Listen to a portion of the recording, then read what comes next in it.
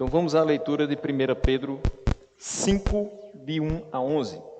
Rogo, pois, aos presbíteros que há entre vós, eu, presbítero como eles, e testemunho dos sofrimentos de Cristo, e ainda co-participante da glória que há de ser revelada, pastoreai o rebanho de Deus que há entre vós, não por constrangimento, mas espontaneamente como Deus quer, nem por sorte da ganância, mas de boa vontade, nem como dominadores dos que vos foram confiados, antes tornando-vos modelos do rebanho. Ora, logo que o Supremo Pastor se manifestar, recebereis a imarcessível coroa da glória. Rogo igualmente aos jovens, sede submissos aos que são mais velhos. Outro sim, no trato de uns com os outros, cingi-vos todos de humildade, porque Deus resiste aos soberbos, contudo, aos humildes concede a sua graça. Humilhai-vos, portanto, sob a poderosa mão de Deus, para que Ele, em tempo oportuno, vos exalte, lançando sobre Ele toda a vossa ansiedade, porque Ele tem cuidado de vós. Sede sóbrios e vigilantes. O diabo, vosso adversário, anda em derredor como leão que ruge procurando alguém para devorar.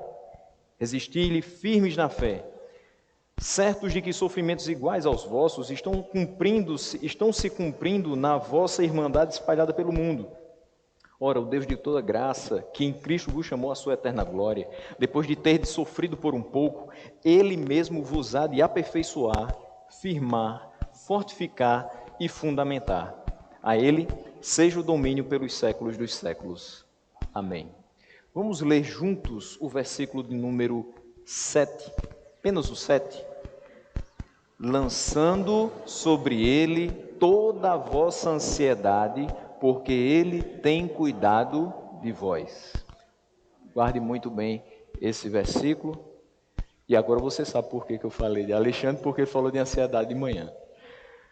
Meus irmãos, a minha oração é que a gente saia daqui hoje com bons conselhos da palavra de Deus para todos os tempos. Se eu tivesse que dar um tema, seria conselhos para todos os tempos. E por que eu estou falando isso? Nessa minha introdução, eu quero trazer 3 fatos, antes da gente entrar propriamente no texto. E aí você pode até se imaginar dentro de uma aula de história ou até de matemática, mas vai ser pregação mesmo, não vou fugir da palavra não. Mas eu quero chamar a atenção para 3 fatos históricos e dentro deles começar a tratar sobre o que realmente nós vamos tratar dentro do texto de Pedro.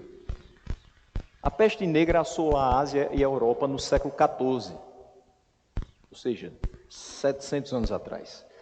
E calcula-se que 25 milhões de pessoas morreram durante 16 anos.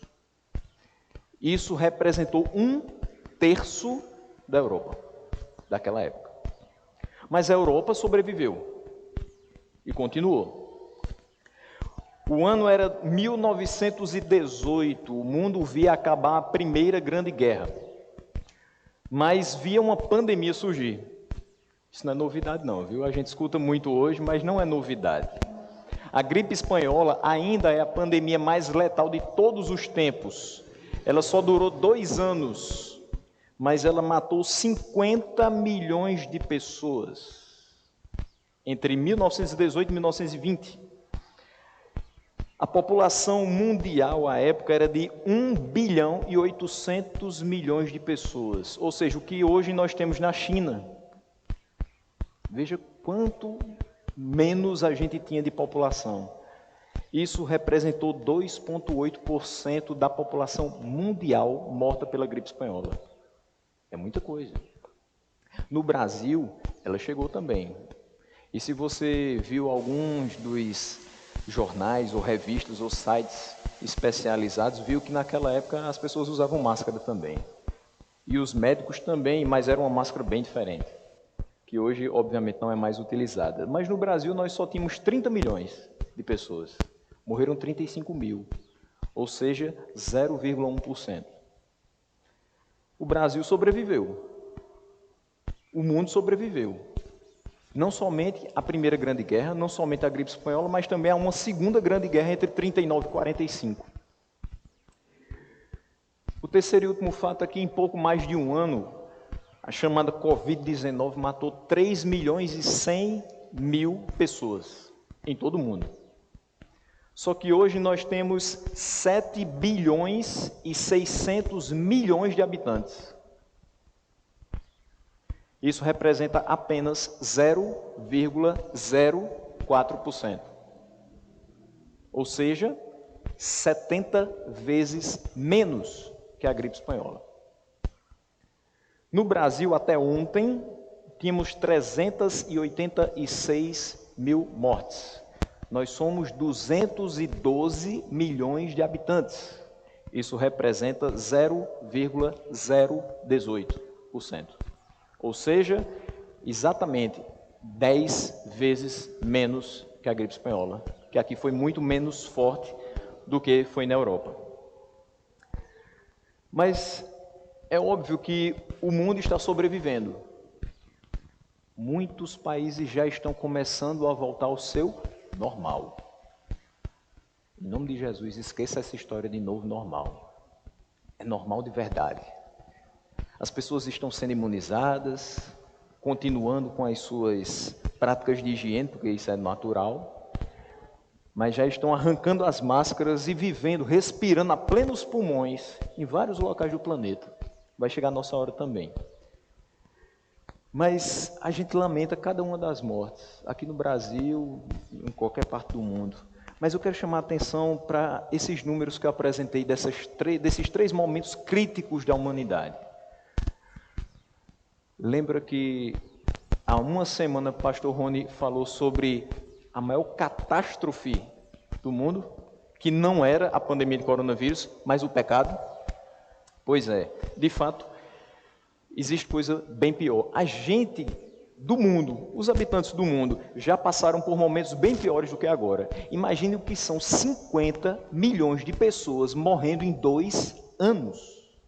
Se a gente considerar o que viveu até hoje, na mesma velocidade, o coronavírus não chega a matar 6. Veja que a catástrofe, se for assim, para analisar friamente números, o mundo já passou por coisa bem pior do que o coronavírus. Mas talvez nunca se passou tanto medo, nunca se teve tanta ansiedade, nunca se implantou tanto terror, nunca se houve tanta depressão, nunca se houve tanto medo de morrer, mesmo sabendo que nós vamos morrer um dia. Mesmo sabendo que nós não sabemos absolutamente nada sobre o dia de amanhã. Mas parece que isso nos apavora muito mais agora que nós sabemos que tem um vírus por aí.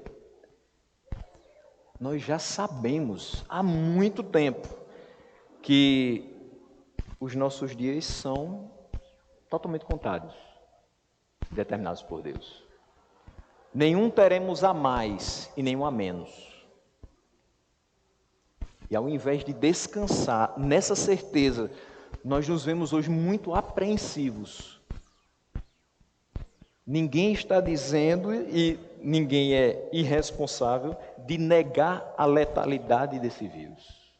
De negar também a necessidade de cuidados para com ele. Mas eu quero dizer, meus irmãos, que o mundo sobreviveu, pela graça de Deus, a muitas coisas tão terríveis quanto ou mais. E pela graça de Deus nós vamos sobreviver e nós vamos passar pelas dificuldades e voltar à normalidade, até porque ela é garantida por Deus e não pelos ajustes humanos. Nesses últimos 12 meses, falou-se amplamente acerca de conselhos que nós deveríamos seguir em relação a tempos de pandemia, inclusive no que se diz respeito à vida cristã. Muita gente repensou o que fazia, a forma como se conduzia em relação aos irmãos, em relação à palavra de Deus, em relação ao seu testemunho cristão, porque talvez amanhã eu seja infectado e morra. Então eu tenho que me consertar hoje. Mas isso deveria estar na nossa cabeça sempre.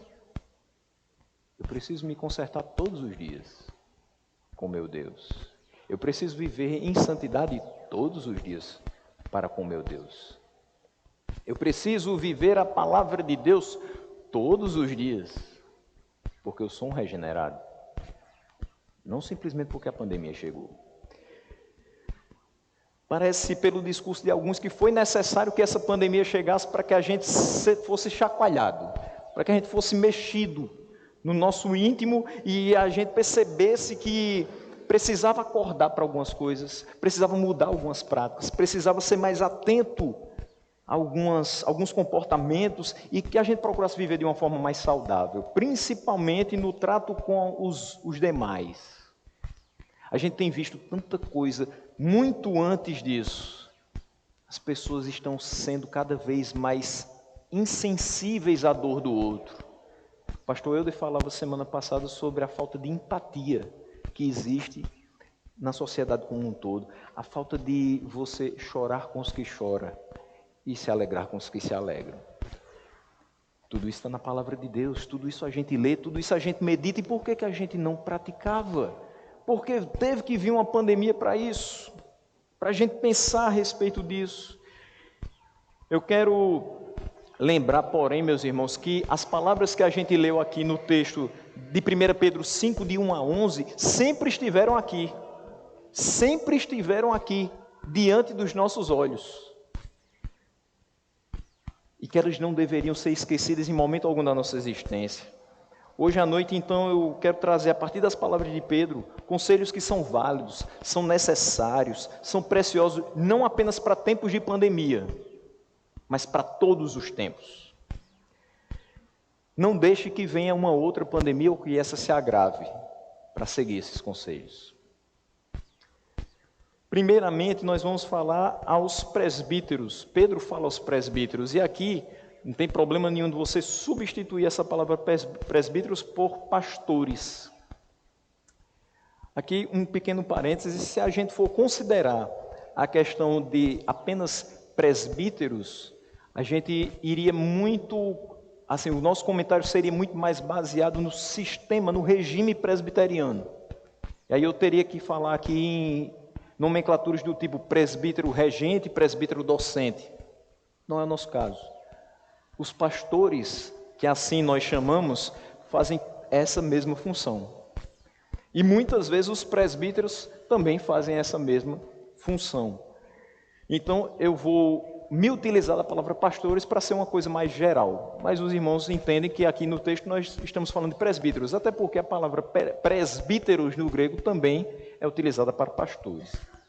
Então, Pedro se apresenta no início da carta, capítulo 1, versículo 1, como apóstolo de Jesus Cristo aos eleitos, que são forasteiros da dispersão no Ponto, Galácia, Capadócia, Ásia e Bitínia.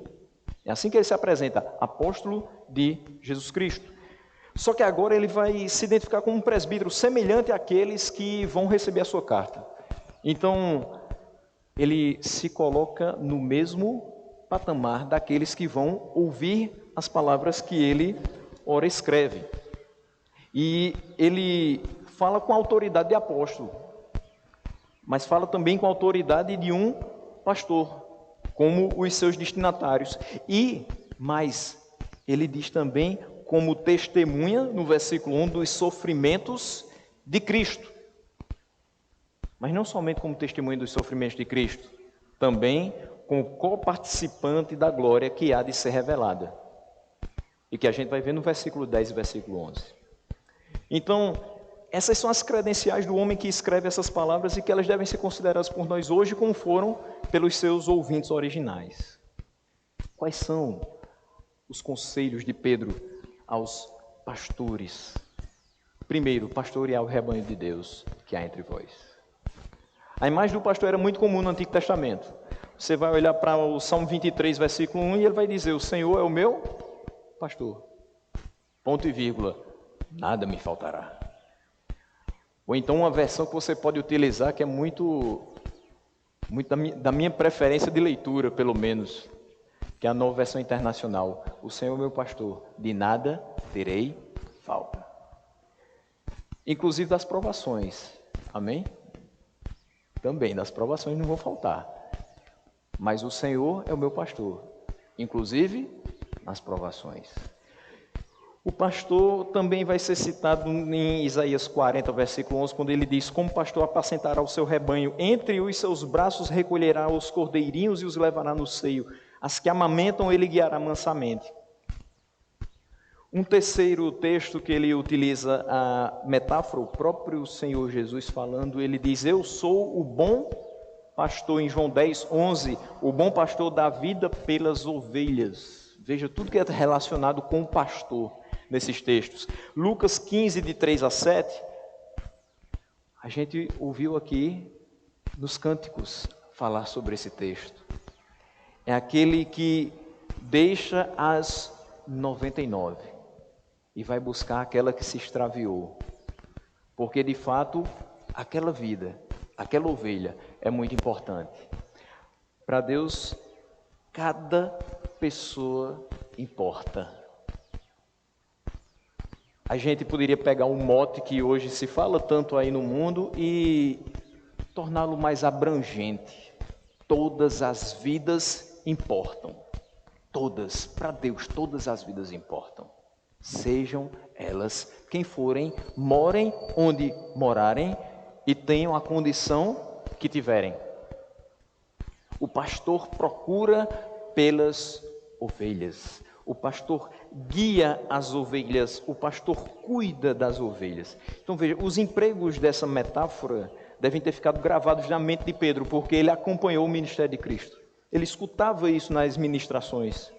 Então Pedro, ao escrever essa carta, está cumprindo uma ordem de Jesus. Pedro, você me ama? Senhor, tu sabes que eu te amo. Pedro, se você me ama, apacenta as minhas ovelhas. Pedro, você me ama? Senhor, tu sabes que eu te amo. Apacenta as minhas ovelhas. Pedro, tu me amas? Senhor, tu sabes de todas as coisas. Apacenta as minhas ovelhas. 3 vezes em João 21, 15 e 17, Jesus diz a Pedro: apacenta, pastoreia as minhas ovelhas. E o que está relacionado a isso?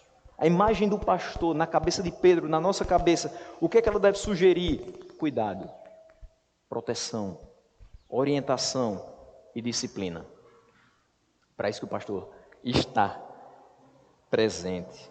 Mas o pastor não deve pastorear o rebanho de Deus que há entre eles por constrangimento, mas espontaneamente como Deus quer.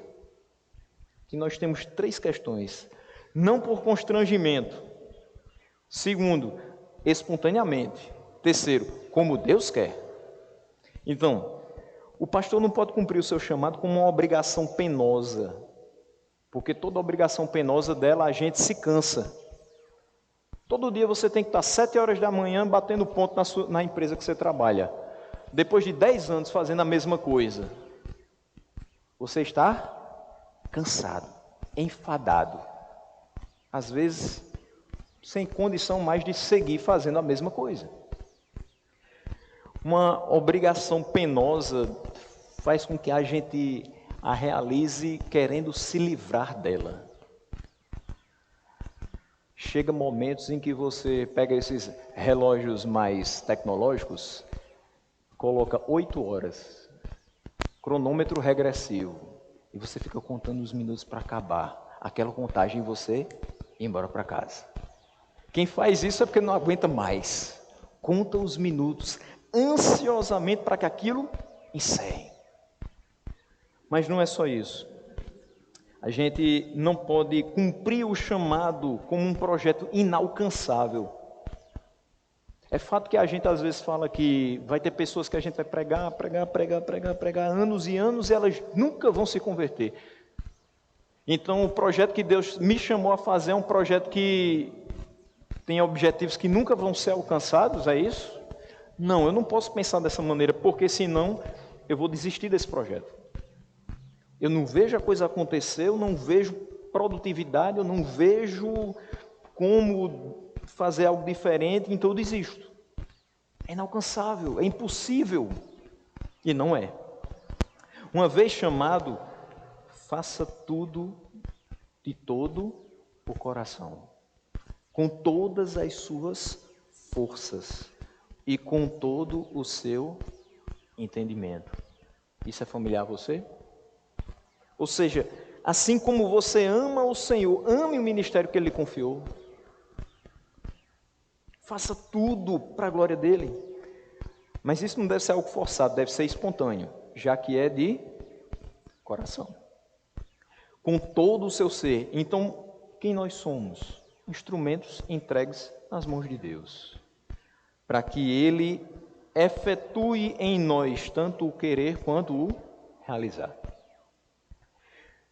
Mas ele ainda fala uma segunda questão, nem por sorte da ganância, mas de boa vontade. Então a motivação do ministério deve ser o cumprimento da vontade de Deus e a promoção da sua glória. É para isso que a gente é chamado para o ministério pastoral. Glorificar a Deus, cumprir a sua vontade. E aí se existe aqui algum seminarista presente ou nos assistindo nesse momento, ouça. Se você pensa em entrar no ministério pastoral com o objetivo de melhorar de vida, desista. Sou bem sincero em lhe dizer. Desista hoje. Mude seu pensamento. Se você está planejando a sua vida para que, no momento que você conseguir uma congregação, você vai trocar de carro e comprar uma casa, tenha outro plano. Porque não é isso que vai acontecer. Se você é chamado, meu irmão, se você é vocacionado, talvez Deus leve você a dormir nos fundos de uma igreja, para a glória dele. Talvez você tente se deslocar a pé alguns quilômetros até chegar nessa congregação que você tanto almejou servir a Deus lá, para que você e sua esposa abram as portas, liguem as luzes, limpem os bancos, lavem os banheiros e depois de tudo isso ainda tem uma enorme responsabilidade de alimentar espiritualmente toda pessoa que ali chegar. Eu não estou querendo colocar medo em você, eu estou querendo dizer que essa é a realidade. Não é por sorte da ganância, mas é de boa vontade. A gente não é chamado para estar numa igreja grande, luminosa, se for possível a gente vai, claro. Mas a gente não foi chamado para isso. A gente não foi chamado para ter status, a gente não foi chamado para se sentir grande com esse chamado, a gente foi chamado para anunciar as grandezas de quem nos chamou. Por isso tem que ser de boa vontade. Eu escutava muito, já muitos anos como professor, e quando entrei no seminário, eu escutava muito dos meus colegas de escola, querendo ser pastor. Faziam assim, mas não entendiam que quando a gente é chamado, a gente é vocacionado, não há distância, não há problema, não há recurso, não há nada, a não ser a motivação de dar glória a Deus com as nossas vidas. Vai ter mês que vai falhar. Talvez o recurso da igreja, mas o Deus que nos chamou não vai falhar. Pode ser que um mês falhe o mantenedor da pessoa que está em campo, mas não falha aquele que nos mantém de pé todos os dias pela palavra do seu poder. Então a gente segue. Meu irmão, se você está aqui, tem a inclinação para o ministério, entenda que você não foi colocado, o ministério não foi colocado no seu coração por Deus para que você ficasse rico, famoso ou para que você tivesse qualquer tipo de glória. Você foi simplesmente chamado para ser um canal de bênçãos na vida das pessoas. Você foi chamado para ser um agente de promoção do evangelho na terra. Mesmo que financeiramente pobre, você foi chamado para levar aos outros a riqueza do evangelho de Jesus Cristo. Então faça isso de boa vontade. Mas o versículo 3 nos diz: nem como dominadores dos que vos foram confiados, antes tornando-vos modelo do rebanho. Esse versículo é fantástico porque ele me lembra muita coisa. E aí eu vou abrir meu coração junto com vocês hoje. Há uns 5 anos, eu ainda não era ordenado. E alguém me perguntou se quando eu fosse pastor, se quando eu me tornasse pastor, eu faria determinadas proibições às ovelhas que me fossem confiadas. Conversa simples, informal, e diz: quando você for pastor, você vai proibir o povo de fazer determinadas coisas? A preocupação do meu interlocutor na época era muito legítima, tendo em vista o rebanho dele e a minha personalidade e o meu entendimento das Escrituras. Eu não achei nada demais. Mas Deus sabe como foi minha atuação até hoje e isso para mim basta. Meus irmãos, a responsabilidade que está sobre os nossos ombros não é de proibir pessoas de fazerem determinadas coisas. O Evangelho não é uma caixinha cheia de regras, como aquela caixinha de promessas que a gente comprava nas livrarias antigamente. Você tira uma assim e diz: opa, hoje eu tenho que seguir essa regra, amanhã eu tenho que seguir outra. Não. A responsabilidade que está nos nossos ombros é de orientar, explicar, admoestar, exortar, aconselhar, repreender, e tudo isso em amor. Se você entender isso, que tudo que você precisa fazer como responsabilidade pastoral é em amor, certamente você não vai agir como dominador do rebanho que Deus lhe deu. Certamente você não vai ser o tirano, que algumas pessoas talvez pensassem que eu fosse ser. Meu irmão, não posso impedir que você erre feio na sua vida cristã. Não posso. Simplesmente não posso. Eu entendo que cada um vive a sua maneira. Eu não posso viver o Evangelho por você, por mais que às vezes eu queira. Porque eu estou vendo a pessoa errar e eu digo assim: mas se fosse eu na mesma situação, eu queria fazer a diferença. Mas eu não posso fazer isso. Você vive a sua maneira. Você vai dar umas batidas de cabeça na parede. Você vai errar muitas vezes, como eu também. Eu tenho certeza que aqueles que foram meus pastores talvez tenham dito assim: eu queria pegar ele pela mão e trazer para cá, para ele não errar. Nisso aqui ele precisava ser conduzido de uma forma diferente, mas eu não posso viver por ele. Então eu tive que viver por mim mesmo, só guiado por Deus. Eu não posso pegar você e dizer assim: fica aqui sentado do meu lado, não saia para não pecar. Entende? O que eu posso fazer? Pregar a palavra de Deus e vivê-la diante dos seus olhos. É isso que eu posso fazer. Não adianta eu dizer: meu irmão, não faça isso. Não adianta eu dizer: não vá para tal lugar. Também não adianta eu dizer: não use isso. Por quê? Porque se aquilo estiver no seu coração, meu irmão, você vai fazer. Eu posso dizer: mas não faça isso não, porque isso não é conveniente. Não faça isso porque um crente não faz isso. Não vá para tal lugar porque é perigoso. Eu posso ter os maiores argumentos, dos melhores aos piores, mas se aquilo estiver no seu coração, você vai fazer. Mas se eu pregar a palavra, se eu for modelo dessa palavra para a sua vida, e ela estiver mais abundante, mais forte no seu coração do que o desejo pecaminoso, eu não vou precisar mencionar qualquer proibição. Você mesmo vai se afastar daquelas coisas que são inconvenientes aos santos.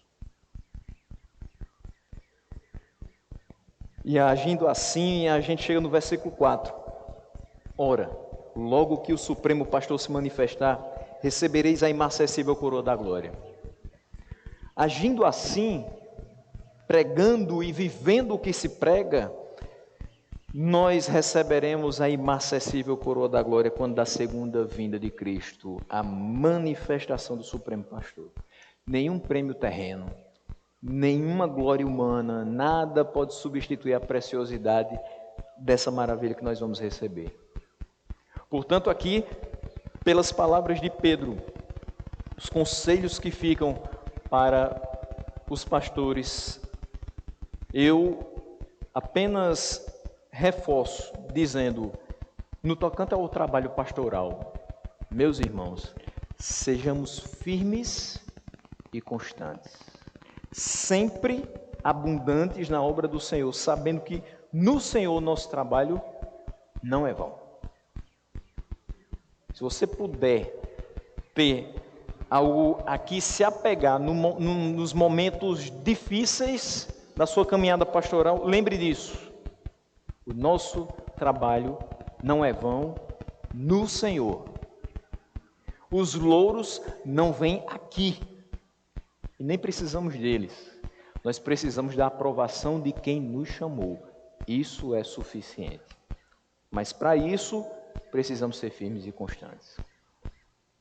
E aí Pedro vem com os conselhos gerais, e aí é do versículo 5 até o versículo 11, ele começa falando com os jovens, mas no mesmo versículo ele fala com todos. Perceba como é interessante, ele diz, rogo igualmente aos jovens, a frase é, sede submissos aos que são mais velhos. Quando ele fala sobre isso, meus irmãos, ele está literalmente dizendo, sejam submissos, obedientes aos presbíteros, aos pastores. Destrinchando isso aqui, jovens, sejam submissos, obedientes à sua liderança espiritual. E aí eu gostaria muito de que nas nossas casas a liderança espiritual fosse a junção disso que eu estou falando aqui com o que nós já falamos em alguns momentos, como por exemplo do culto do Adão Masbra, que certamente vai ser falado nos cursos de família. Quem é a minha liderança espiritual? É só o meu pastor? Não. A minha liderança espiritual começa com o meu pai. Começa dentro de casa. O homem é sacerdote do seu lar. A minha liderança espiritual também vai ser a minha mãe.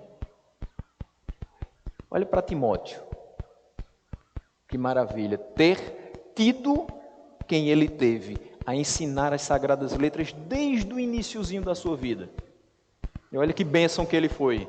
E até hoje o é para as nossas vidas. A liderança espiritual é a junção daquilo que eu tenho de orientação de casa com aquilo que Deus coloca na minha vida também na igreja. E é por isso que eu faço coro com os irmãos que falam aqui. Não se limite e não se contente só com os minutinhos ali da salinha. Faça dever de casa. Ensine em casa.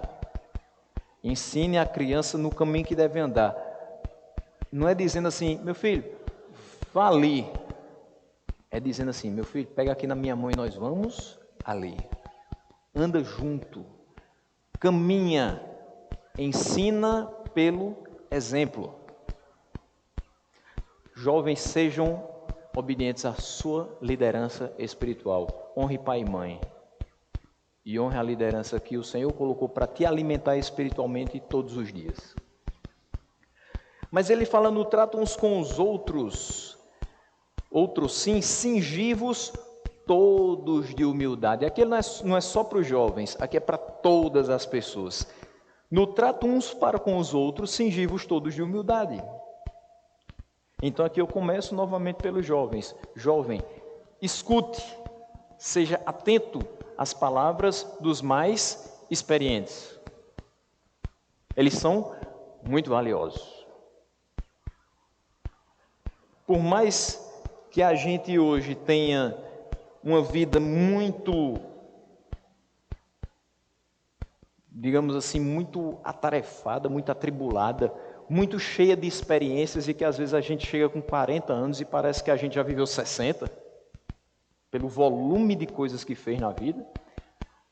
Mas escute quem realmente tem 60, que já passou por coisas que talvez você ainda não tenha passado, por mais volume de experiência que você tenha. Pare e ouça. Só isso já é muito bom. Irmãos mais experientes, não se refiram às crianças e aos adolescentes como a igreja do amanhã. Orientem eles para ser a igreja do hoje, porque senão amanhã eles estão lá do lado de fora. E a gente tentando resgatar a igreja do amanhã. Não existe igreja do amanhã, ou é a igreja hoje ou não é igreja nunca. Entenda isso. A criança tem que ser igreja, lá na salinha, recebendo a palavra com a linguagem dela, dentro da sua compreensão. Nós temos que ser igreja, nossos idosos têm que ser igreja, nós temos que ser igreja. Não existe tempo para decidir fazer parte da igreja. Você está inserido num corpo. Cada membro é importante. Irmãos, aconselhem-se mutuamente com sabedoria na palavra do Senhor. A gente tem uma dificuldade tão grande, e a gente ontem escutava o pastor Ronto falar sobre isso. Você tem uma pessoa com quem se abrir. O pastor Ronto falava sobre isso. Você precisa ter uma pessoa com quem você preste contas. Você fala para ela, olha, eu estou passando por isso, eu estou precisando de uma ajuda nisso, uma orientação aqui. Mas é difícil, porque às vezes quando você percebe uma dificuldade do seu irmão, a pessoa pensa logo assim, já veio querer se meter na minha vida. E não é isso. Nós precisamos nos ajudar. A caminhada cristã é maravilhosa, mas não é fácil. O fim dela é supremo, mas o caminho e a porta é estreita. Não é de facilidades. Ele não prometeu que fosse, mas Ele está conosco. E nós precisamos uns dos outros. Se alguém chegar para você para aconselhar em sabedoria e na palavra do Senhor, ouça. E se você perceber que está além do necessário, converse sinceramente. Meus irmãos, a verdade não dói. Só dói quando antes teve uma mentira. Aí agora você precisa vir com a pancada da verdade. Mas se ela é dita diretamente, vamos trabalhar limpo uns com os outros. Vamos ser sinceros uns com os outros. Meu irmão, eu não gostei dessa atitude. Vamos resolver? Vamos. Não simplesmente porque somos adultos, mas porque somos cristãos. E o amor de Deus é o elo que nos une. Como é que eu posso amar meu irmão e dizer, ele eu não quero falar não, porque ele se meteu na minha vida? Não é assim que as coisas devem ser entre nós. Então, quando ele diz aqui, cingi-vos todos de humildade, meu irmão, por mais que aqui, graças a Deus que ninguém se apresenta dessa maneira, mas por mais que aqui nós tivéssemos um PhD em interpretação bíblica, haveria um momento em que ele sentaria em qualquer um desses bancos e ouviria qualquer um dos irmãos que vem aqui pregar e aprenderia com ele. O mais letrado dos pregadores precisa ter humildade para sentar e ouvir. E como é bom sentar e ouvir. Para quem já teve a oportunidade de estar à frente de um trabalho em que você tinha a responsabilidade de pregar toda hora, e você não tinha com quem contar, é um presente de Deus poder sentar um minuto e escutar uma palavra e dizer, agora eu estou sendo alimentado. Porque é difícil demais você passar um tempão se alimentando e tentando alimentar os outros. Vai chegar um momento em que você está tão acabado que você estará se alimentando mal e dando migalhas para os outros. E não é isso que Deus quer. Aqui diz que nós precisamos cumprir o chamado de Deus, pastorear o rebanho de Deus como Ele quer. O que Ele quer? Que nós nos alimentemos bem, que a nossa dieta espiritual seja saudável, para que a gente possa alimentar outros. Não adianta eu dizer para você, você tem que ter uma vida cristã saudável, se eu não tenho. Não adianta eu dizer para você, você tem que orar e jejuar tantas e tantas vezes, se eu não faço. Não adianta eu dizer para você, medite na palavra de Deus de dia e de noite, se eu não tiro um tempo para isso. E aí eu venho com aquela velha história, não é a correria do dia a dia. Não adianta. Deus entende, eu estou correndo, mas é para a obra. Deus não entende. Deus não entende nossas negligências. Deus quer que a gente faça com perfeição. Então, meus irmãos, cresçamos juntos. Cada um daqui tem o que acrescentar na minha vida. Hoje eu estou aqui tentando acrescentar algo na sua vida. Terça-feira, o pastor Antônio Júnior vai estar aqui também, tentando acrescentar alguma coisa às nossas vidas, às vidas das nossas famílias e assim por diante. Mas cada um aqui tem o que acrescentar na vida um do outro.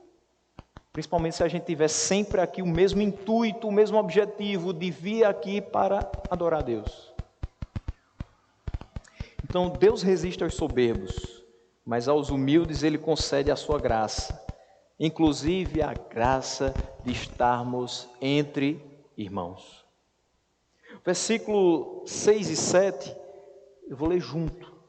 Humilhai-vos, portanto, sob a poderosa mão de Deus, para que Ele, em tempo oportuno, vos exalte, lançando sobre Ele toda a vossa ansiedade, porque Ele tem cuidado de vós.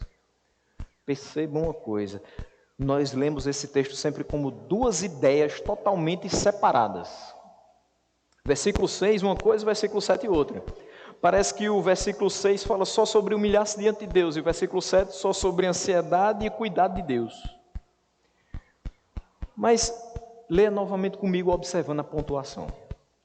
Humilhai-vos, portanto, sob a poderosa mão de Deus, para que Ele, em tempo oportuno, vos exalte, lançando sobre Ele toda a vossa ansiedade, porque Ele tem cuidado de vós. É um período só. O texto começa do versículo 6 e o ponto final é no versículo 7. As interrupções são apenas por vírgulas, não tem nem ponto e vírgula.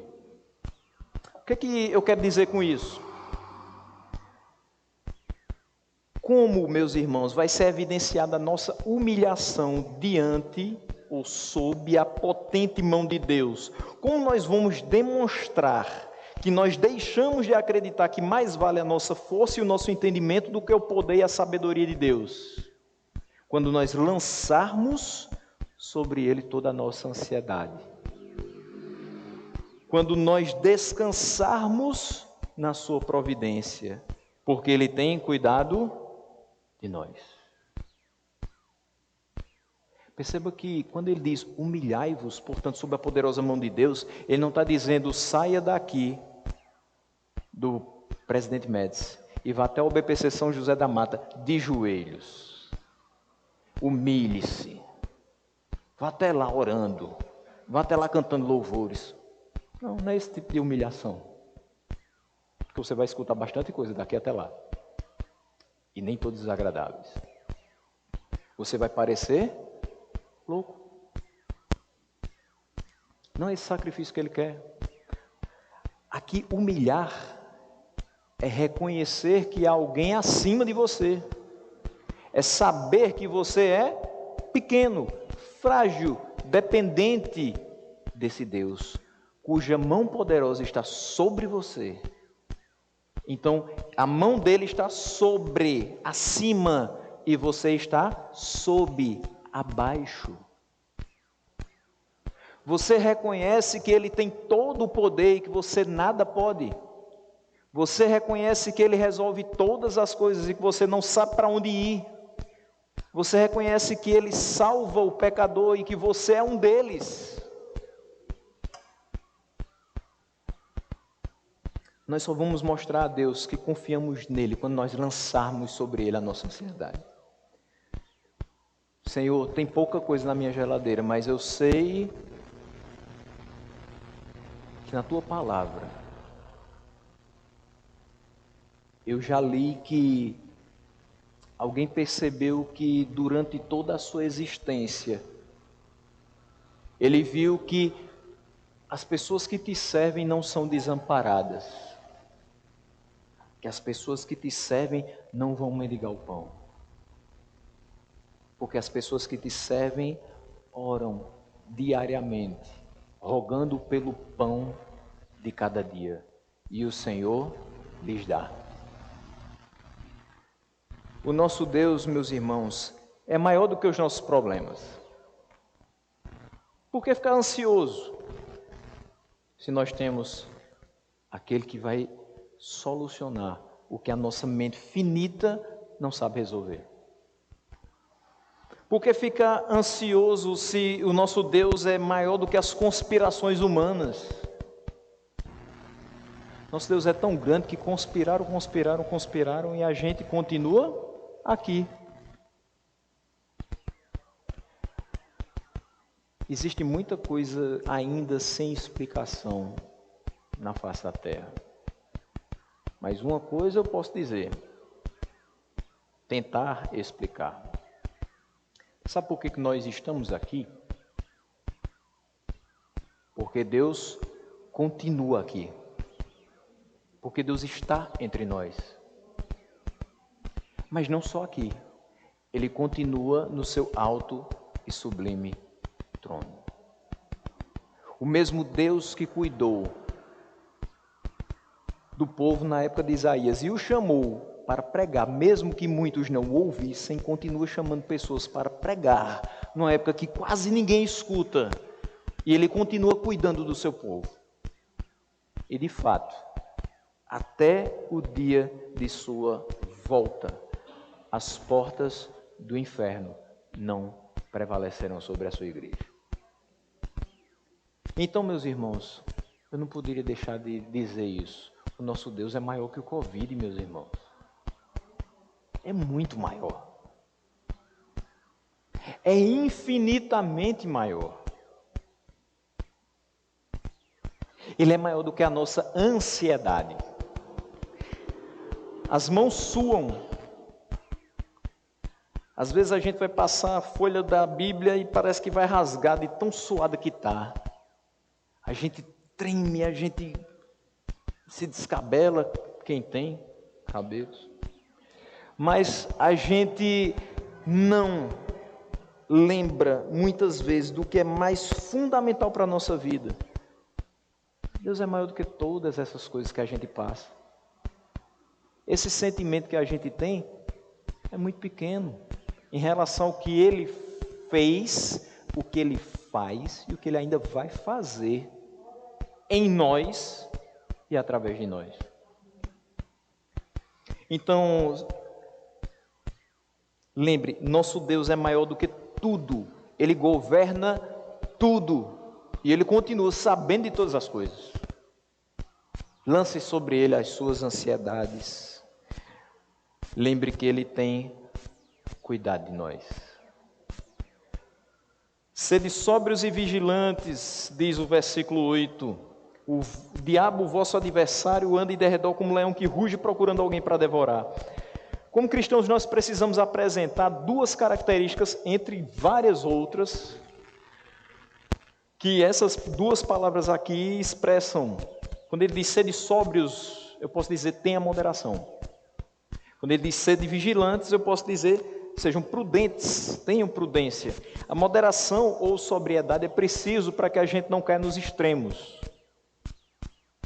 O perigoso extremo do legalismo e o não menos perigoso extremo da libertinagem.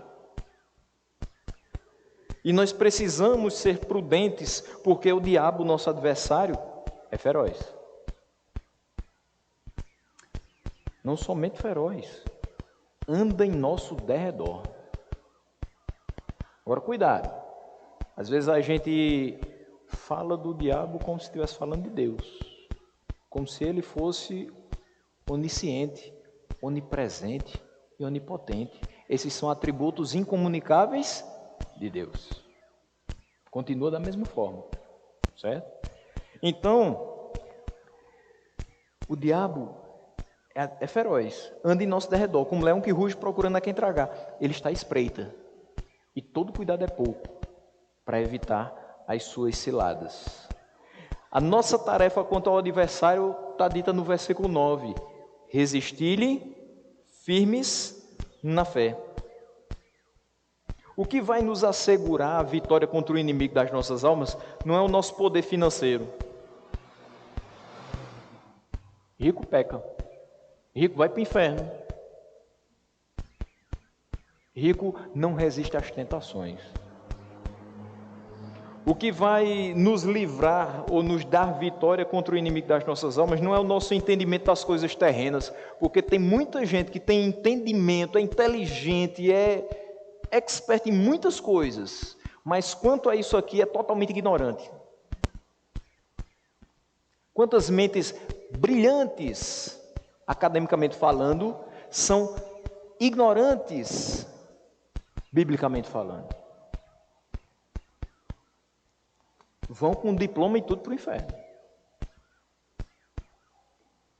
Não é a nossa força de vontade, meus irmãos, é a coisa talvez mais utilizada de forma errada, é a tal da força de vontade. Ninguém é crente por força de vontade.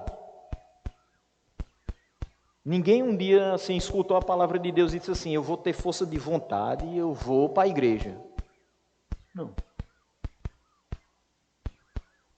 Tem gente que diz, eu tive força de vontade e eu parei de beber. Tá certo, bota uma garrafa perto dele. Muitos caem. Não vou ter força de vontade e vou parar de fumar. Se sentir o cheiro 3 quadras de distância, ativa, é um gatilho, rapidinho. Eita, ó, tanto tempo praticando a mesma coisa. Não existe força de vontade. A força que há em nós, nada faz. Lutero diz isso. Sozinhos nós estamos perdidos. Só quem nos traz socorro é Deus. O salmista diz, eu elevo os olhos para os montes. De onde me virá o socorro? A força está dentro de você, meu irmão. Esqueça isso. Olhe para dentro de você. O que é que você vai achar dentro de você? Se você for um regenerado, você vai encontrar a palavra de Deus. Se você não for um regenerado, você vai encontrar o quê? Pecado, sujeira, condenação, dilemas, ódio, rancor, amargura. É isso que você vai encontrar. Na época que o Diante do Trono fazia músicas bíblicas, desculpe quem gosta, mas lá atrás, eles escreveram uma música fantástica, que dizia assim, se tu olhares, Senhor, para dentro de mim, nada encontrarás de bom. Agora cuidado, quem está cantando isso não é o regenerado. Porque o regenerado olha para si e diz assim, Cristo agora habita em mim. Mas o não regenerado diz, se o Senhor olhasse para mim, ele ia encontrar nada de bom. Uma vez que você é alcançado pelo Evangelho, pela mensagem de Cristo, aí você tem muita coisa boa dentro de você. Muita coisa boa. De você mesmo, originado por você mesmo, não. É Ele em nós. Mas Ele é todo bondade. Então, a partir da vida dEle, na nossa vida, nós produzimos coisas boas. Então, o que vai nos dar vitória contra o inimigo das nossas almas é a nossa fé em Deus. Resistir-lhe firmes na fé. Meus irmãos, nós não estamos sós nessa jornada. Os nossos irmãos, em vários locais do mundo, passam pela mesma coisa. Diz aqui o versículo 9, certos de que sofrimentos iguais aos vossos estão se cumprindo na vossa irmandade espalhada pelo mundo. É a mesma coisa. Você acorda todos os dias e diz, meu Deus, eu vou ter que trabalhar naquele local onde as pessoas não temem ao Senhor, elas com tudo se irritam, com tudo falam palavrão, e eu penso num ambiente que é desagradável de estar dentro dele. Eu acho que eu vou acabar me contaminando de tanto estar perto deles. Senhor, me ajuda. Resistir-lhe firmes na fé. Você tem fé em Cristo. Por que a fé nos fará resistir ao diabo? Por que o instrumento para que a gente derrote o diabo é a nossa fé? Porque pela fé nós nos apropriamos dos benefícios da cruz de Cristo, dentre os quais está sacramentado que nenhuma condenação há para os que estão nele. Eu vivo como alguém que tem confiança. Confiança não de que eu vou resistir às tentações daquele dia, mas confiança de que o Deus que me chamou me guarda daquelas tentações todos os dias. Eu vivo como alguém que tem confiança porque eu não sou mais dominado pelo pecado. Pela fé que eu tenho em Cristo, eu agora sou uma nova criatura e eu sou dominado pela vontade dEle. Eu deixei de ser escravo do pecado para ser escravo dEle e fazer o que Ele quer e viver da maneira que Ele quer. pela sua palavra.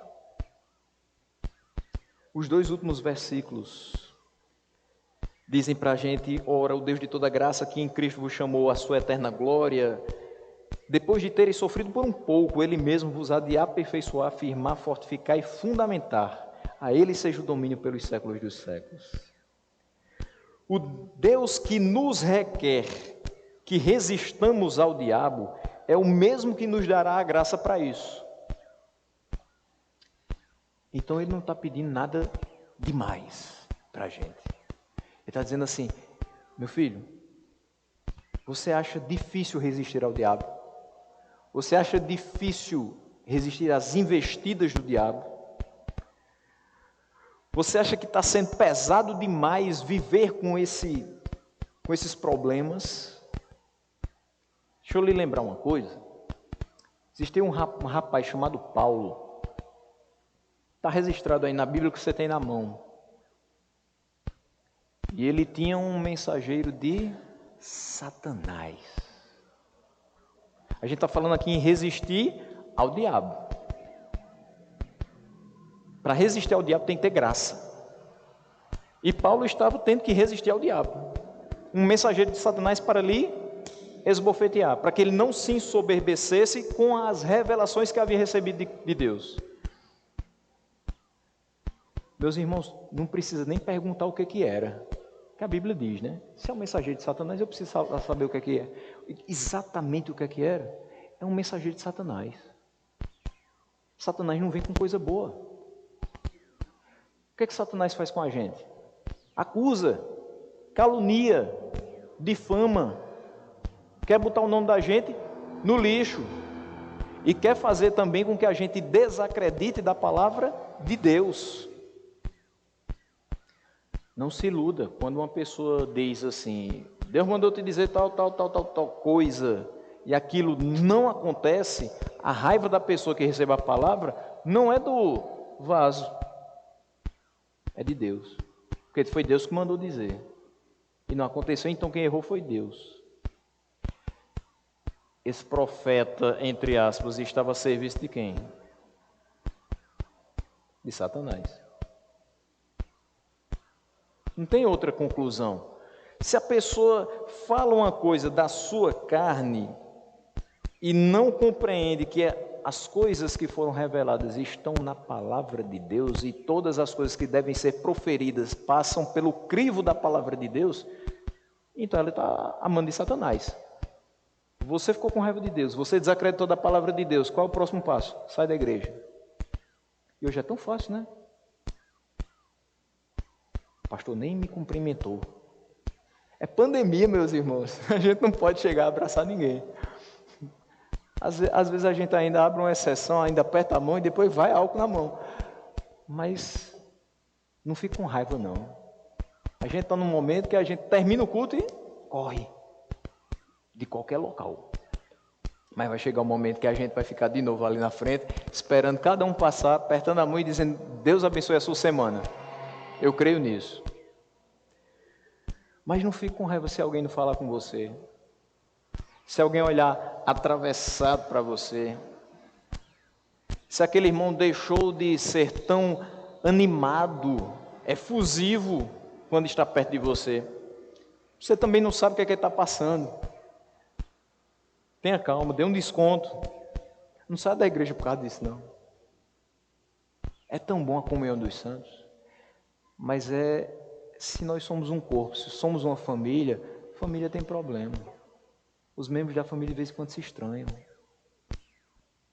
Mas sempre voltam às boas. Fale mal do seu irmão de sangue. Você pode estar intrigado dele. Você diz: só quem pode falar mal dele sou eu, você não pode. Você defende, né? Porque você ama. Nós nos defendemos, nós nos ajudamos, porque nós nos amamos no amor do nosso Deus. Então, meus irmãos, aquele que nos chamou a resistir ao diabo, ele nos dá graça para isso. Ele olhou para Paulo e disse assim: a minha graça te basta. Eu não vou tirar, não. Você vai continuar aqui na terra, Você vai continuar passando por tentações, você vai continuar passando por problemas, mas você tem a graça de Deus e isso nos basta. Meus irmãos, Ele nos chamou em Cristo para a sua eterna glória, ou seja, através de Cristo, através do sacrifício de Cristo, a justiça de Deus Pai foi satisfeita e a nossa futura ida às mansões celestiais foi garantida. Até lá, algumas fases precisam ser cumpridas. E aqui a gente vai fechar de verdade. Até lá, haverá de tempos em tempos a fase do sofrimento. Ele diz aqui, depois de terem sofrido por um pouco. O tempo do sofrimento não deve nos assustar, porque nós sabemos que Ele não nos dará, em momento algum, um fardo tão pesado que a gente não possa carregar. E a gente sabe também que todo sofrimento tem um propósito na nossa vida, principalmente o amadurecimento espiritual. Haverá também a fase do aperfeiçoamento.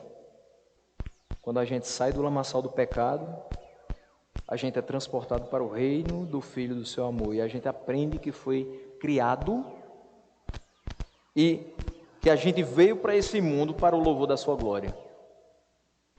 A gente está sendo moldado. Vai haver também uma fase de firmeza, quando os nossos pés vão ser firmados na rocha que é Cristo e vão seguir o caminho proposto no Sagrado Evangelho. Vai haver uma fase de fortificação. Na fase de fortificação, o leite espiritual do início vai ser substituído por um alimento sólido, capaz de nos deixar resistentes às tentativas de derrubada de Satanás. Mas vai haver também a fase da fundamentação, em que, fundamentados em Cristo e nos méritos da sua obra redentora, nós vamos ser alçados à glória e vamos viver com Ele por toda a eternidade. Eu quero chamar a atenção mais uma vez para aquele versículo 7.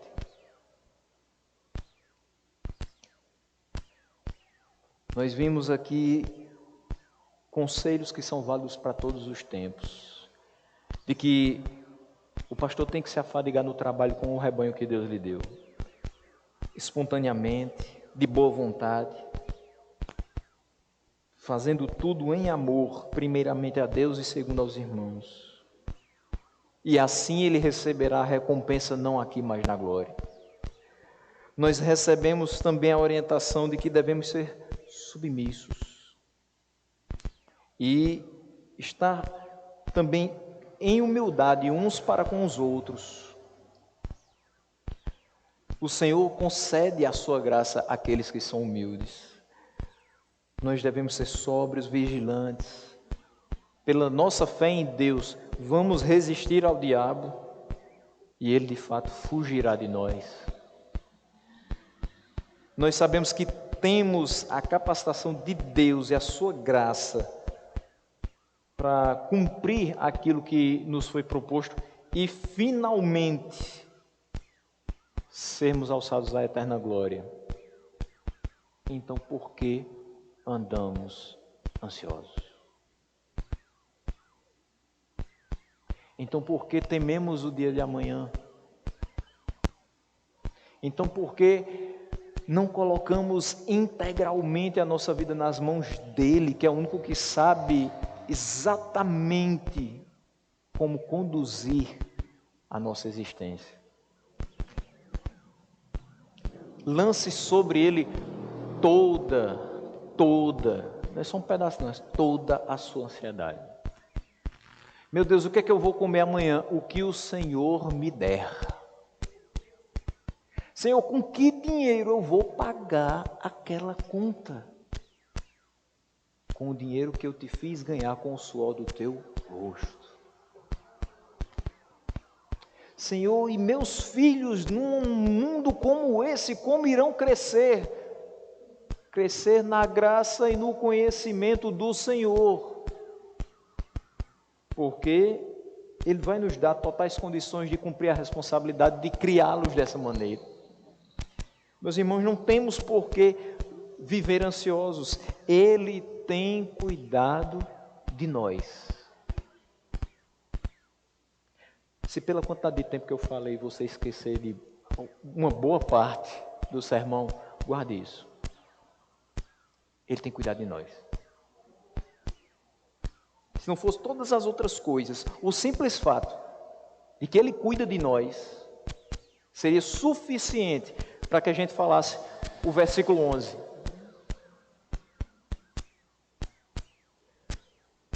A Ele seja o domínio.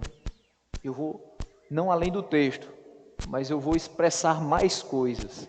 A Ele seja o domínio, a glória, a honra e o louvor pelos séculos dos séculos. Amém.